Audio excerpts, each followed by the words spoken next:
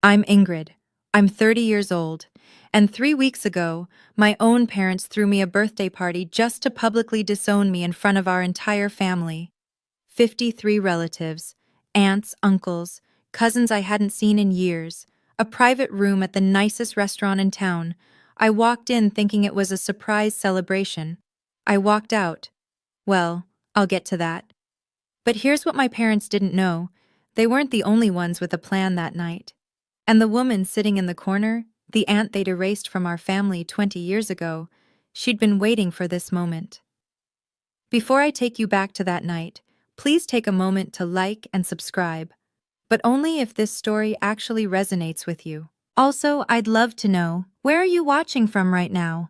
Drop your location and local time in the comments. Now let me take you back 4 weeks, to the phone call that started everything.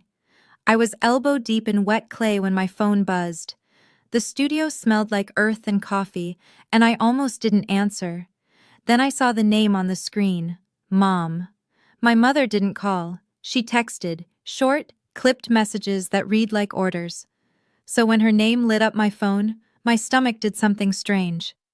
I wiped my hands on my apron and picked up. Ingrid. Her voice was honey, sweet, almost warm. That was the first red flag. I hope I'm not interrupting your little hobby. I'm working, Mom. What's going on? Your father and I have been talking. She paused, letting the words hang. It's time the family came together, for your 30th birthday. I nearly dropped the phone. In 30 years, my mother had never once called my birthday special. Most years, she forgot entirely. On my 25th, I sat by the phone all day. No one called. Not her, not Dad, not Meredith. A family dinner? I heard myself say. For my birthday? The whole family wants to see you. Her tone sharpened just slightly. Don't be late. Saturday, 7 o'clock, the Sterling. The Sterling, the most expensive restaurant in town. The place where my parents announced Meredith's medical school acceptance. The place where they celebrated everything that mattered to them. I'll be there, I said. Good. Click. I stood in my studio, phone still pressed to my ear, listening to dead air. My hands were trembling, leaving clay fingerprints on the screen. Something felt off, but hope, that treacherous, stubborn thing, whispered in the back of my mind. Maybe they've changed. Maybe this time will be different. I should have listened to my gut instead. 2 days later, Meredith showed up at my studio. She never visited. Not once in the 3 years since I'd opened this place. But there she was, standing in my doorway in her pristine white coat, looking around like she'd stepped into a foreign country. Cute space, she said. It wasn't a compliment. What do you want, Meredith? She picked up a ceramic vase, turned it over, set it down carelessly. I've been thinking about Grandma's house. There it was. The real reason. The beach house isn't for sale. It's just sitting there, Ingrid. She finally looked at me. Empty, while my clinic is drowning in debt. Grandma left it to me. That was her decision. Meredith's jaw tightened. Grandma's dead. She doesn't need a beach house. But I need capital. The family needs that money. I set down my sculpting tool, carefully, slowly. That house is where Grandma taught me to make my first pot. It's not just anything to me. God, you're so sentimental. She rolled her eyes. This is exactly why Mom and Dad... She stopped herself. Why Mom and Dad what? She smiled. That perfect practice smile she used on patients. Nothing. Forget it. You should come to dinner Saturday. Mom has... plans. The word hung in the air between us. Plans, I repeated. Mm-hmm. She was already walking toward the door. See you there, sis. Wear something nice. The whole family will be watching. The door clicked shut behind her. I stood frozen among my pottery wheels and half-finished pieces, her words echoing in my head. The whole family will be watching. Plans. What exactly had I agreed to? That night, I couldn't sleep. I kept thinking about the beach house. About Grandma. Her name was Rosemary. Rosemary Harmon. And she was the only person in my family who ever made me feel like I was enough. I was 15 the first summer she took me to that house. My parents had shipped me off. Too difficult, they said. Needs discipline. And I arrived angry, sullen, ready to hate everything. But Grandma didn't try to fix me, she just handed me a lump of clay. Your hands create, Ingrid. She guided my fingers on the pottery wheel, her voice soft over the sound of the ocean outside. That's a gift your mother will never understand. It was the first time anyone had called anything about me a gift. Not a problem, not a disappointment. A gift. Every summer after that, I went back. We made pottery together, walked the beach at sunrise, talked about everything and nothing. She came to my first exhibition when I was 22, the only family member who showed up. She sat in the front row, tears in her eyes, clapping so hard her hands turned red. 6 months ago, she died in her sleep. Peaceful, they said. Like she just decided it was time. She left me the beach house. And a small wooden box I hadn't been able to open yet. The night before the dinner, I finally understood what I'd lost when she died. It wasn't just her. It was my only proof that I was lovable, my only witness. Without Grandma, I had no one in that family who saw me. Not really, or so I thought. I had no idea that someone else had been watching all along. The pressure started 3 days before the dinner. First, it was subtle. A text from my cousin Emma. "Hey, heard you might be selling the beach house? That's so generous of you." I wasn't selling anything. Who told her that? Then Dad called. His voice was ice. "Your mother is very upset, Ingrid." I gripped the phone tighter. "About what?" "The house. You know about what." He sighed. That long, disappointed sigh I'd heard my whole life. "We gave you everything. We supported your artistic pursuits, even when they embarrassed us. And now, when the family needs you, you refuse to help." "Grandma left it to me, Dad. In her will. That was her choice." "Wills can be contested." His voice dropped, cold and deliberate. "Loyalty to family shouldn't have to be." The threat hung in the air between us. I felt my chest tighten. Was I being selfish? The question had haunted me for weeks. Meredith's clinic was struggling, I knew that much. My parents had poured money into her education, her career, and here I was, sitting on a property worth over $1 million. But every time I considered giving in, I heard Grandma's voice. "Promise me, sweetheart, never let them make you small." "If you really cared about this family," Dad continued, "you'd do the right thing. Come to dinner. We'll discuss it like adults. And if I don't agree to sell?" Silence. Then I suppose we'll know where your priorities lie." He hung up. I sat in the dark for a long time that night, doing the math. If I sold the house, I'd lose the last piece of her. If I kept it, I'd lose them. But somewhere deep down, a voice whispered, "Have you ever really had them?" The night before the dinner, I pulled out the dress. It was teal silk, floor length, with delicate silver beading along the neckline. Grandma had given it to me for my 21st birthday. "For when you need to feel powerful," she'd said. I hadn't worn it since her funeral. I laid it across my bed and stared at it, trying to convince myself that tomorrow would be fine, that my parents genuinely wanted to celebrate me, that Meredith's comment about plans meant nothing. My phone buzzed. Unknown number. The message was short. "Don't go tomorrow. It's not what you think." My heart stopped. I typed back, "Who is this?" 3 dots appeared. Then nothing. When I tried to call, the number was already disconnected. I sat on the edge of my bed, phone in hand, pulse racing. A prank? A wrong number? Or something else? My eyes drifted to the wooden box on my nightstand. Grandma's box, the one I'd been too afraid to open. Slowly, I lifted the lid. Inside was a handwritten letter, folded neatly, and beneath it an old photograph. 2 young women standing arm in arm, laughing. One was clearly my mother, decades younger. The other, I didn't recognize. I unfolded the letter. Grandma's handwriting. Shaky, but legible. My dearest Ingrid. I couldn't read it. Not yet. If I read it tonight, I'd lose whatever courage I had left. I needed to believe, just for one more day, that my parents might actually love me. I tucked the letter into my purse, just in case. Then I hung the teal dress on my door and tried to sleep. Tomorrow, everything would change. I just didn't know how much. The Sterling looked different at night. Crystal chandeliers, white tablecloths, the kind of quiet that costs money. I'd only been here twice before, both times for Meredith. The hostess smiled when I gave my name. Ah, yes, the Spencer party, right this way.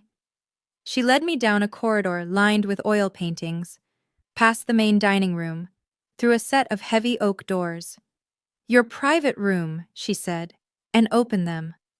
53 faces turned to look at me. I froze in the doorway.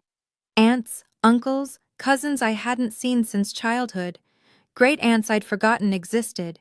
Second cousins I couldn't name. They filled a massive U-shaped table that dominated the room, all of them dressed in their Sunday best, all of them staring. My heart hammered. This was a surprise party. It had to be. All these people gathered for me. But there were no balloons, no streamers, no cake. No one shouted happy birthday. Just silence. And staring.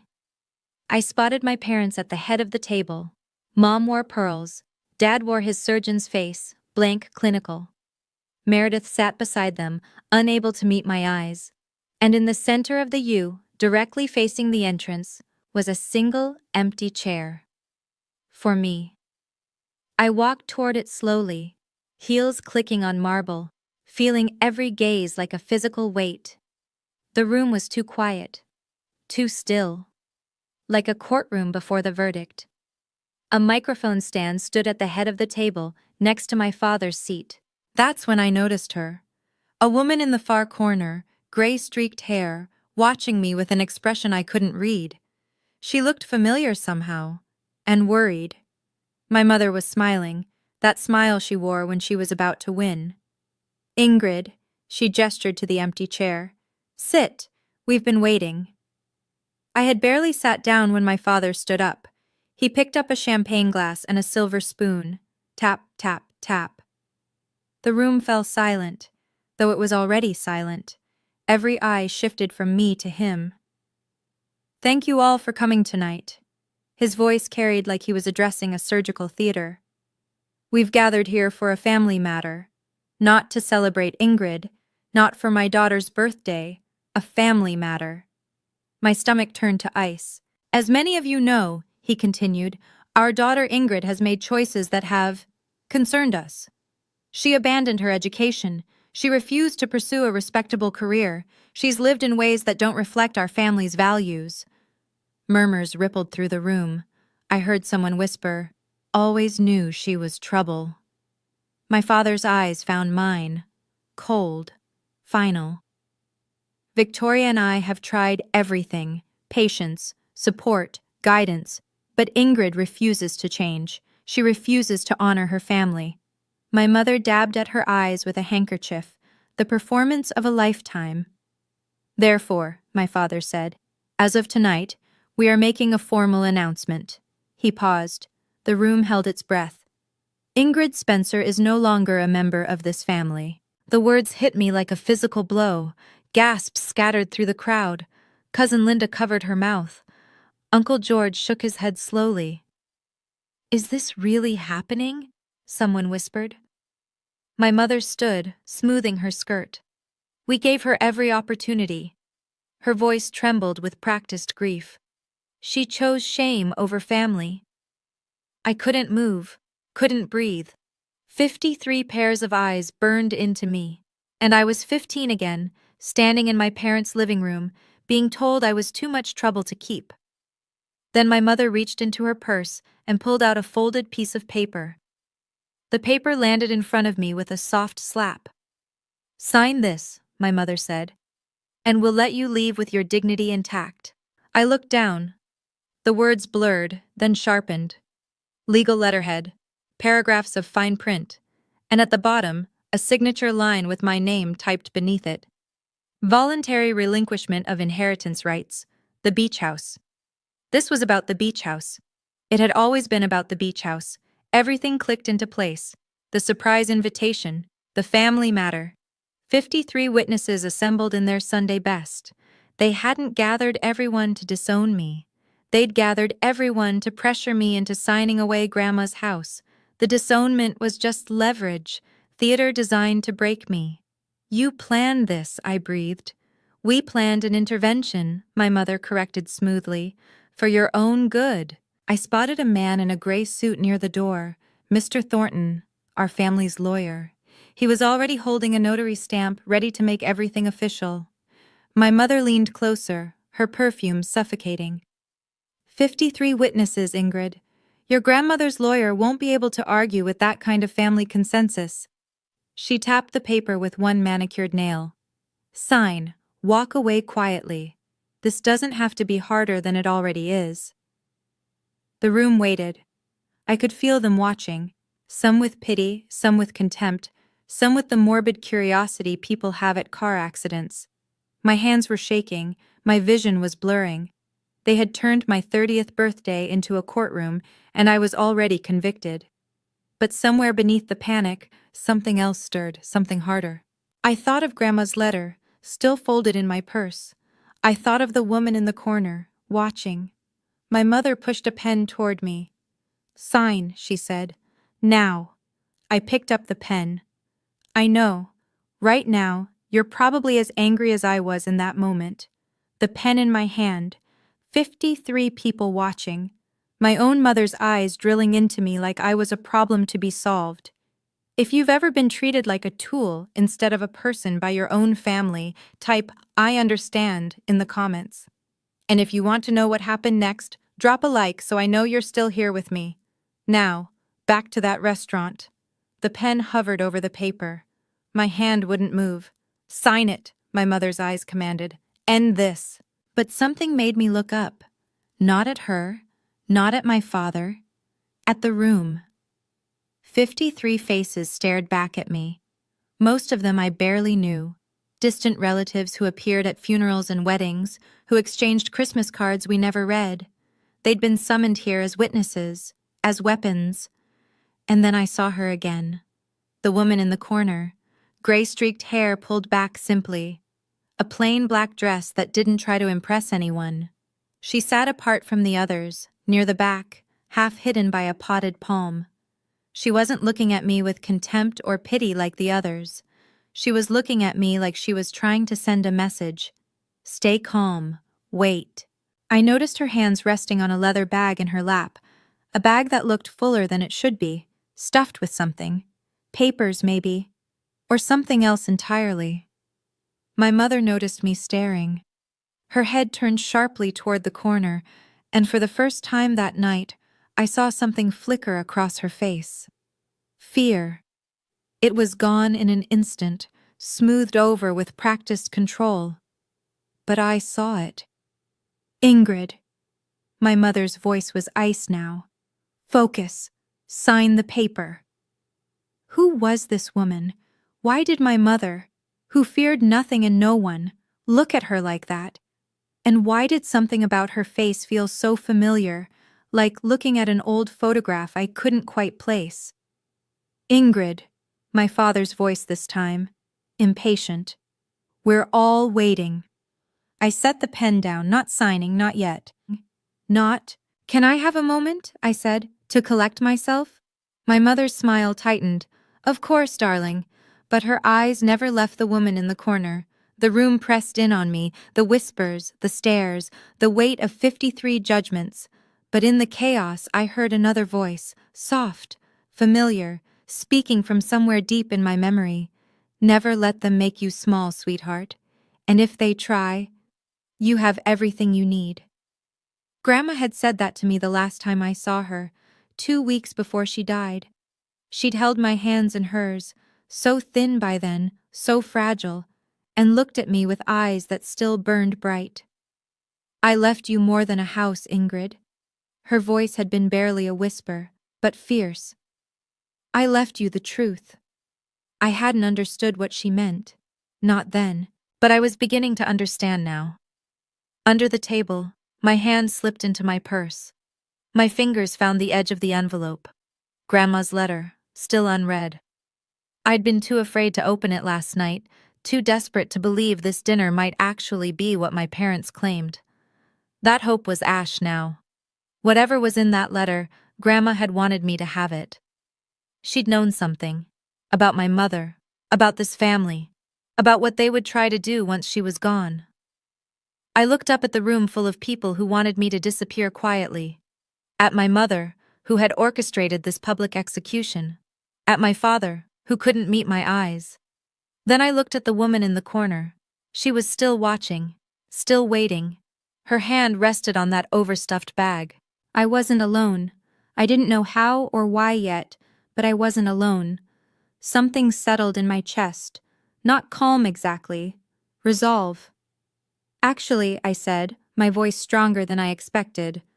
I do have something to say. My mother's smile flickered. What? Give me the microphone. My mother laughed. Short, sharp, dismissive. The microphone? Ingrid, this isn't a performance. Then why is there a mic set up? I gestured to the stand by my father's seat. You planned every detail of this. The seating arrangement, the witnesses, the lawyer in the corner with his notary stamp. You wanted an audience, so let me speak to them. A ripple of murmurs moved through the room. Uncle George shifted uncomfortably. Cousin Linda exchanged glances with her husband. My mother's eyes narrowed. This wasn't the script she'd written. Fine, she said, her voice turning to Honey. But first, let's make sure everyone here understands exactly who they're dealing with. She straightened her spine, addressing the room like a prosecutor delivering closing arguments. My daughter had every opportunity. We offered to pay for medical school. She refused. We offered her a position at the family practice. She chose to play with clay instead. Someone snickered. I couldn't tell who. Her first gallery show? My mother's voice dripped with pity. 3 people attended. 3. One of them was a homeless man looking for free wine. Heat rushed to my face. That show had been 8 years ago. I'd cried for a week afterward, and she'd saved it, weaponized my lowest moment to use against me now. And when she was 23, my mother continued, her voice rising, desperate and broke. Do you know what she did? She came to us, begging for money. She turned to face me, triumph in her eyes.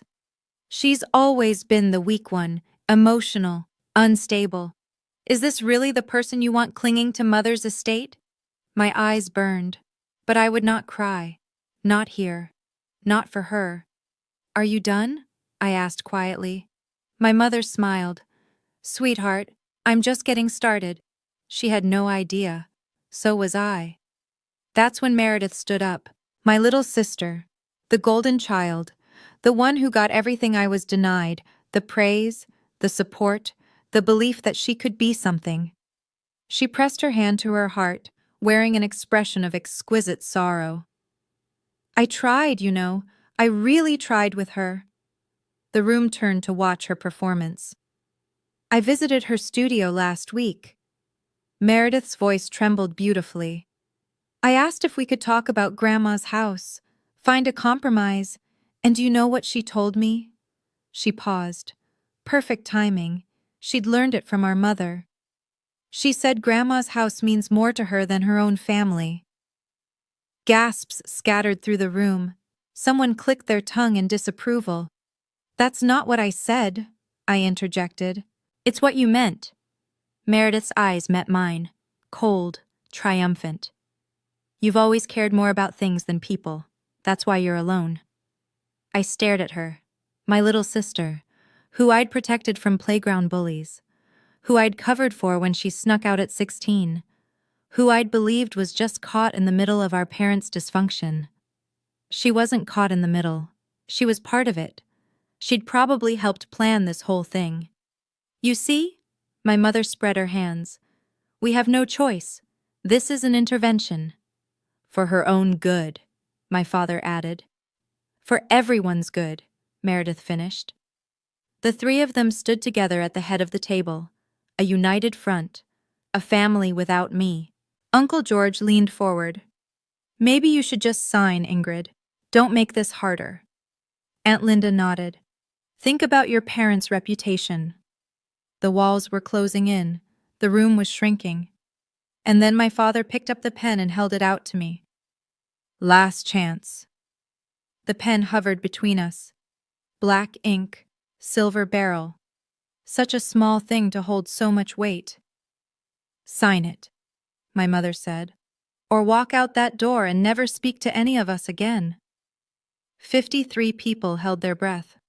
I could hear the soft clink of ice in water glasses, the distant hum of the restaurant kitchen, someone's watch ticking. I looked at the paper. The legal jargon blurred together, but I understood enough.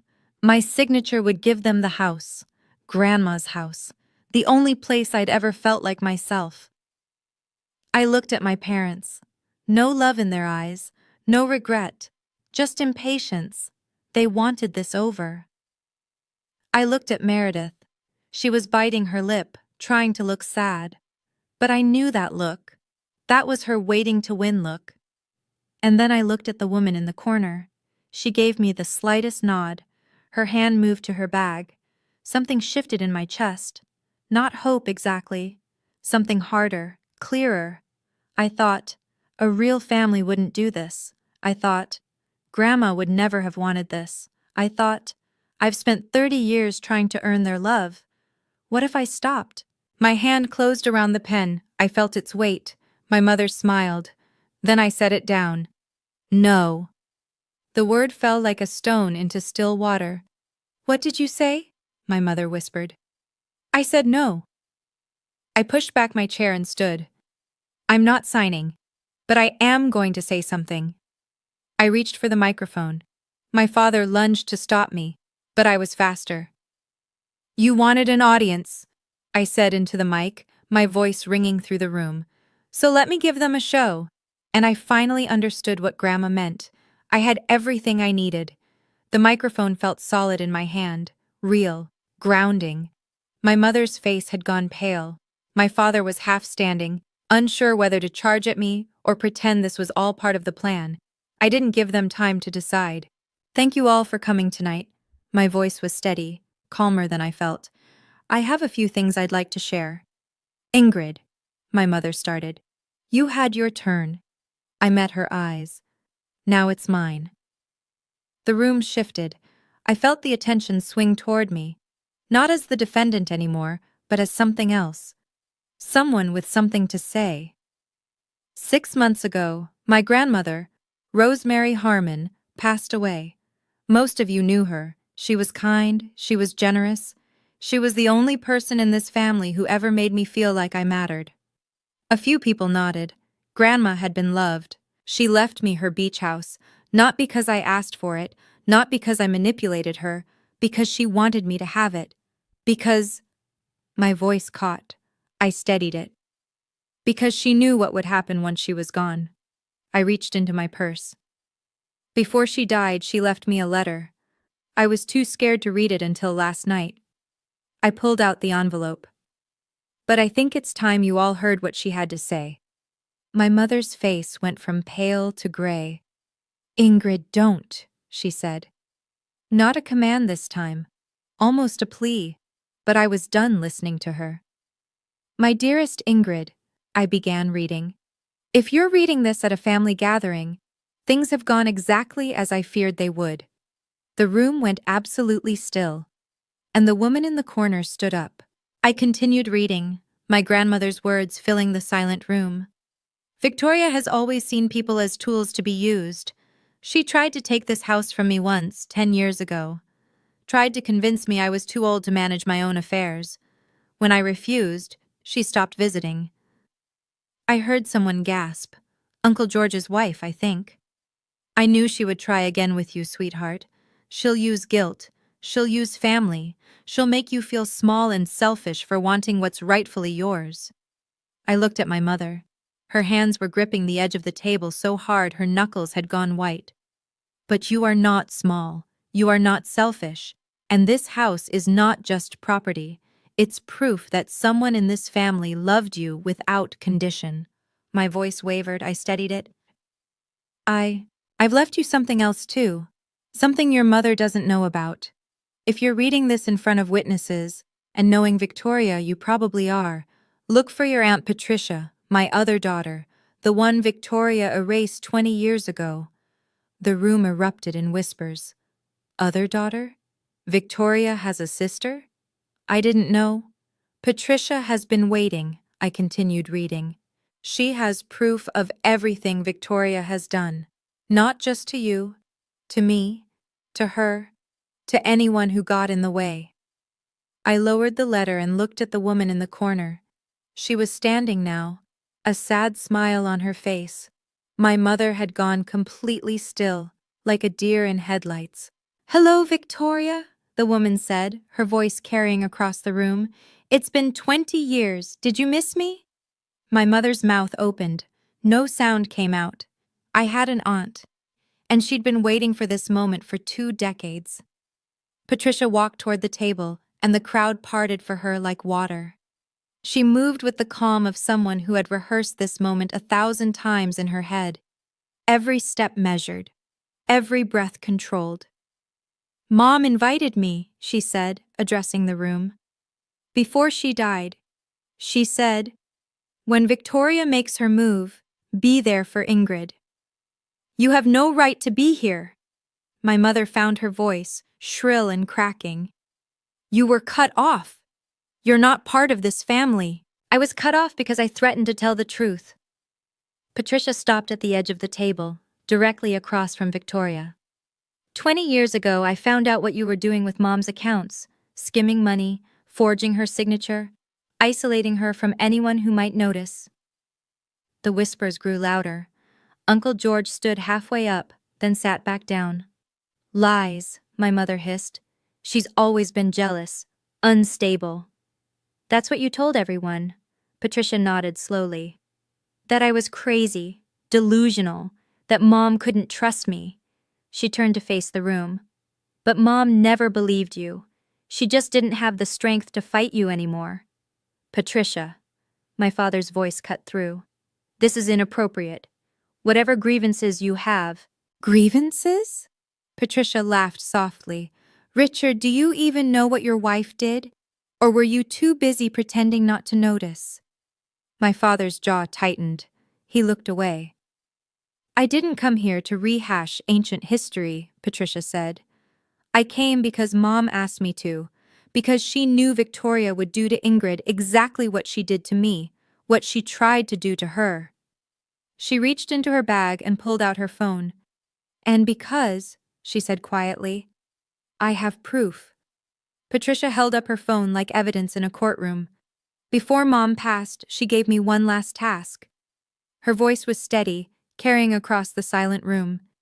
"She knew Victoria would make a move on Ingrid eventually. She just didn't know when." My mother's face had gone gray. "Patricia, whatever you think you have." 3 months before she died, Mom installed a voice-activated recorder in her living room. Patricia's eyes never left Victoria's. She told me where to find it, told me to wait until Victoria showed her hand. She pressed play. The first voice was my mother's, crystal clear. "We'll do it at her birthday dinner. Maximum witnesses. Maximum pressure." My father's voice next. "And if she refuses to sign?" "She won't refuse." My mother again, confident, cruel. "She's always been the weak one. This will be easy. One public shaming, and she'll fold like she always does." Then Meredith. "What if she makes a scene?" "Let her." My mother laughed. 53 witnesses watching her have a meltdown? That only helps our case. We can say she's unstable, contest the will on those grounds. Patricia paused the recording. The room was frozen. I could hear someone's sharp intake of breath. Uncle George had his hand over his mouth. "There's more," Patricia said quietly. 20 minutes of it. Every detail of tonight's plan. including how you'd use all of them. She gestured to the assembled relatives, as props in your little theater. That recording was obtained without consent, my mother hissed, grasping at straws. Single-party consent state. Patricia's voice was calm. Mom was in her own home. It's admissible anywhere. The silence stretched. Then Uncle George spoke, his voice heavy. Victoria, what have you done? My mother had no answer. Now I know what you might be wondering. Why did Patricia help? Why wait 20 years? The answer is simple. Sometimes the people who save us are the ones who've walked the same path first. Patricia knew what it felt like to be erased by my mother. She wasn't about to let it happen again. Have you ever had someone like that in your life? Type yes in the comments if you have.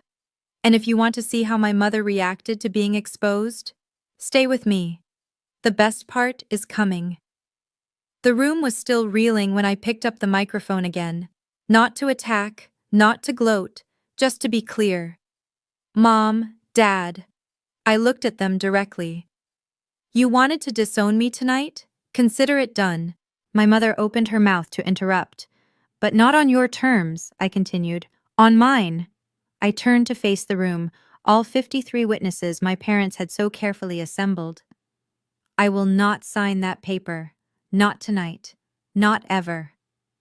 My voice was steady now, steadier than I'd ever heard it. The beach house was left to me by my grandmother, legally and rightfully. Her will was clear. Her intentions were documented.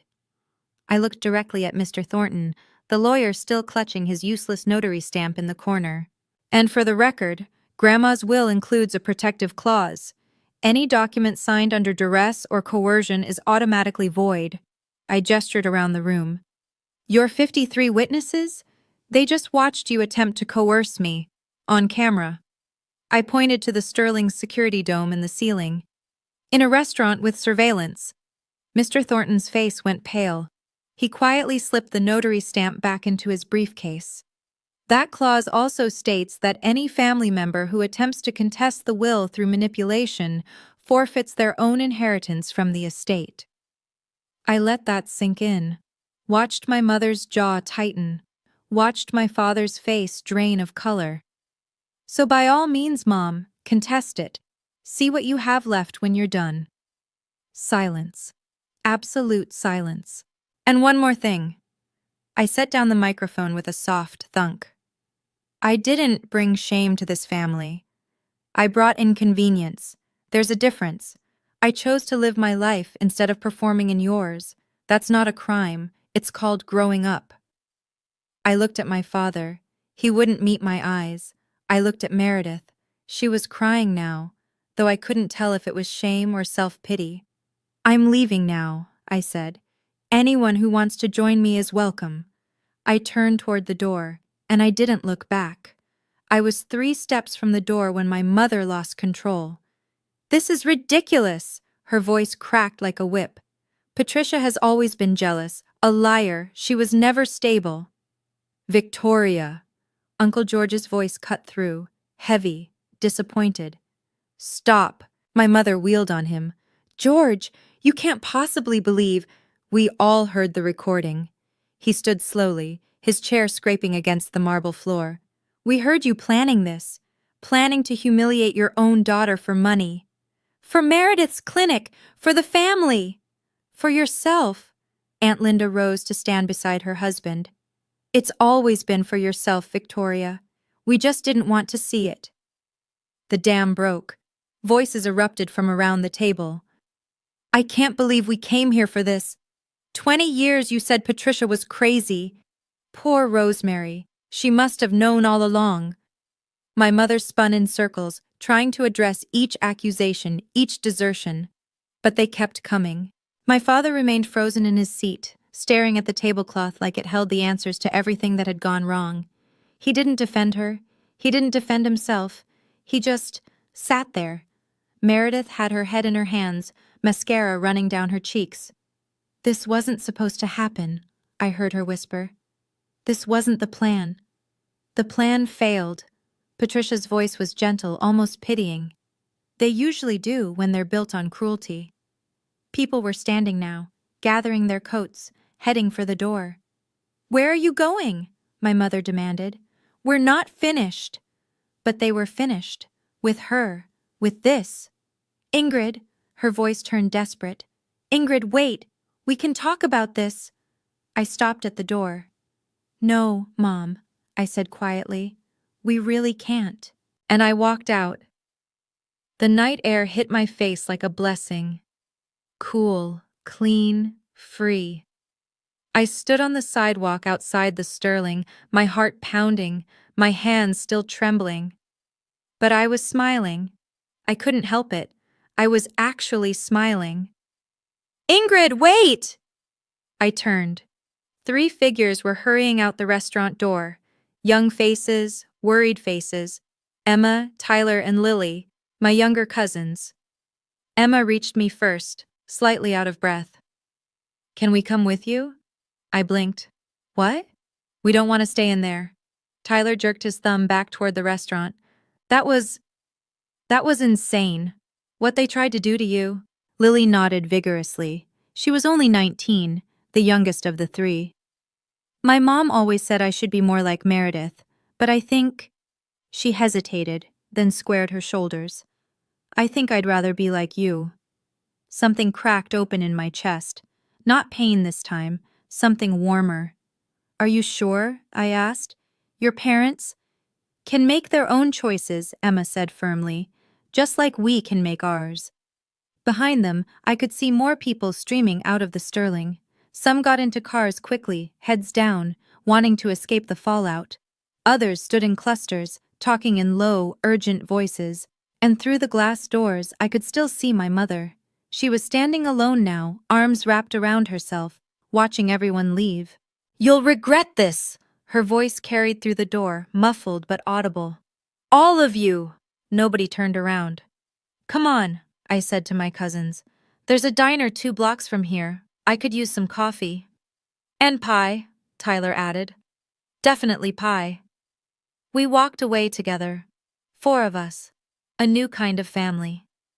Behind us, the door of the Sterling swung shut. That night, after the diner, after saying goodbye to the cousins, I went home alone. My apartment felt different, smaller somehow, but also safer. I sat on my bed in the dark, still wearing the teal dress, and let myself feel everything I'd been holding back. I cried. Not the pretty kind of crying, the messy, ugly, heaving kind. The kind that comes from years of holding your breath and finally letting go. My phone buzzed constantly.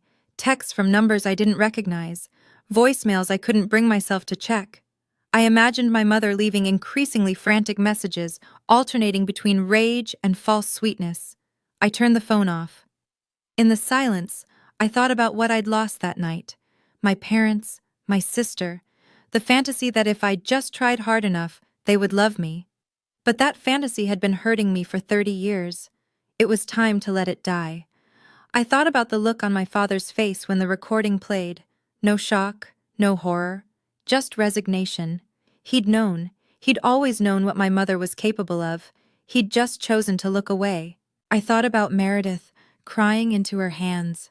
Not for me, for herself, for the money she wasn't going to get, the bailout that wasn't coming. They had never seen me as a daughter or a sister. I was a resource, a problem, a piece on their chessboard just like Grandma said. But not anymore. I picked up Grandma's letter from where I'd dropped it on my nightstand. Read the last lines again. "Don't mourn the family you deserved, sweetheart. Build the one you choose." I folded the letter carefully and held it against my chest. "Okay, Grandma. I will." The fallout came faster than I expected. Emma called me a week later with updates, her voice bright with vindicated glee. "Uncle George and Aunt Linda pulled their investment from Meredith's clinic," she reported. "Said they couldn't trust the family's financial judgment after what they witnessed." I leaned back in my studio chair. "That's significant." "It gets better." Emma was practically giddy. 3 of Mom's friends from church stopped talking to her. Word got out about the birthday intervention. People are calling it that now, like it's a scandal. It was a scandal. My mother had built her entire identity around being the perfect matriarch, respectable, admired, in control. Now everyone knew the truth. "And your dad?" I asked carefully. "Dropped out of the golf club." Emma's voice softened. "He told someone he was taking time to reflect. I think that's code for too embarrassed to show his face." A week after that, Meredith called me. I almost didn't answer. "You ruined everything." Her voice was raw, broken. "My clinic might have to close now." I closed my eyes. "That's not my burden to carry, Meredith. It never was. It's a family burden." "No, it was a Meredith burden that you tried to make mine. There's a difference." Silence on the line. Then, "I can't believe you did this to us." "I didn't do anything to you." I kept my voice steady. "I just refused to let you do it to me." She hung up without another word. I set my phone down and looked around my studio, at the pottery wheels, the half-finished pieces, the life I'd built despite everything they'd said about me, the life I was finally free to live. Patricia and I met for coffee on a rainy Tuesday. She looked different in daylight, softer, less like a secret weapon, and more like what she was, a woman who'd spent 20 years carrying a heavy truth. "I owe you an explanation," she said, wrapping her hands around her mug, "about what happened, why I disappeared." "I'd like that." She took a deep breath. 20 years ago, I found receipts, bank statements. Your mother had been siphoning money from Mom's accounts for years, small amounts at first, then bigger. When I confronted her, Patricia paused. She didn't deny it. She just smiled and said, "Who's going to believe you?" I felt sick. And no one did. No one wanted to. Victoria was the successful one, the doctor, the golden child. Patricia laughed bitterly. "Sound familiar?" "Meredith." "History repeating." She nodded. "When I threatened to go to the police, Victoria told everyone I was having a breakdown, paranoid delusions. She even got a family friend, a psychiatrist, to suggest I needed rest. By the time I could defend myself, I was already the crazy sister." "But Grandma knew." "Grandma always knew." Patricia's eyes glistened.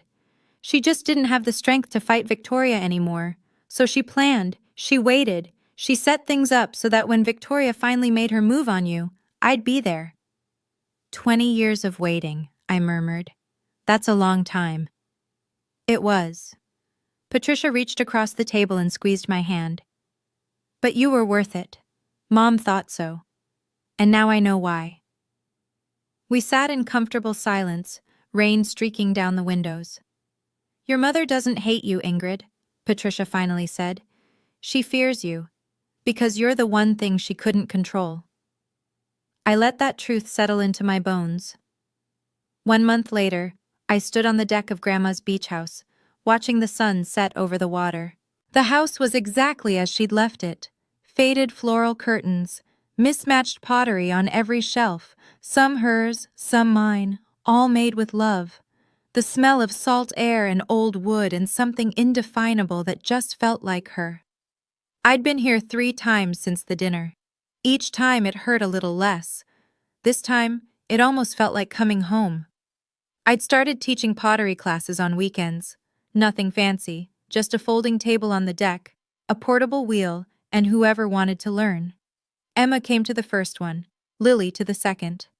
Tyler showed up last week, sheepish, claiming he was just curious. Patricia visited every Sunday for dinner. We were building something neither of us had expected. A family, small, imperfect, chosen. My phone buzzed. A text from Emma. "Lily wants to know if you're doing a class tomorrow. She's bringing a friend." I smiled and typed back, "Always room for more." I leaned against the deck railing and thought about Grandma. About her standing in this exact spot, watching the same ocean, making the same choice every day to hold on to what mattered. She'd given me more than a house. She'd given me proof that love didn't have to be earned through obedience, that belonging didn't require losing yourself. "Thank you," I whispered to the wind. The waves crashed below, steady and eternal. Somewhere out there, my parents were still spinning their stories, rewriting history, pretending they were the victims. But I wasn't listening anymore. I had pottery to make, students to teach, a life to live. And for the first time in 30 years, I was exactly where I belonged. The call came on a Thursday morning. I was trimming a vase when my phone lit up with a name I'd blocked twice already. Mom. I hesitated. Then, for reasons I still don't fully understand, I answered. Ingrid. Her voice was different, quieter, but still sharp underneath. Your father is reconsidering his will. No, hello. No, how are you? Just straight to leverage. I see. If you apologize publicly and sign over the beach house, we might reconsider your place in the family. I set down my trimming tool, looked out the window at the ocean. Mom, I said slowly, I'm going to say this once. I'm listening. I don't need your will. I have everything I need. I don't need your approval. I've learned to live without it. And I don't need a place in a family that treats love like a transaction. Silence on the line.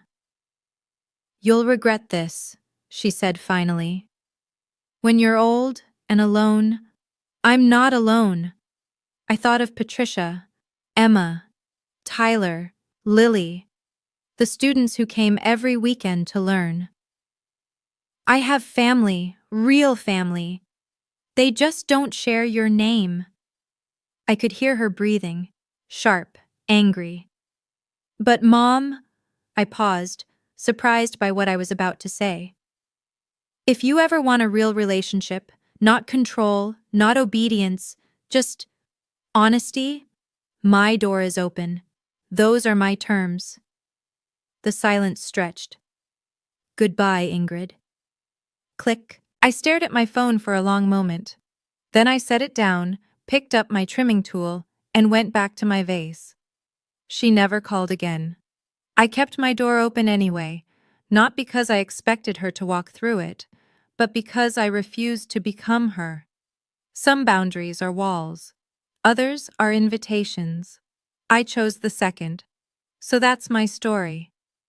On my 30th birthday, my parents tried to publicly disown me in front of 53 relatives. They thought shame would make me small. They thought pressure would make me break. They were wrong. If you're watching this and you recognize your family in mine, I'm sorry. I'm so sorry you know what this feels like. The constant second-guessing, the hunger for approval that never comes. The way you twist yourself into smaller and smaller shapes, hoping that this time, this version of you will finally be enough.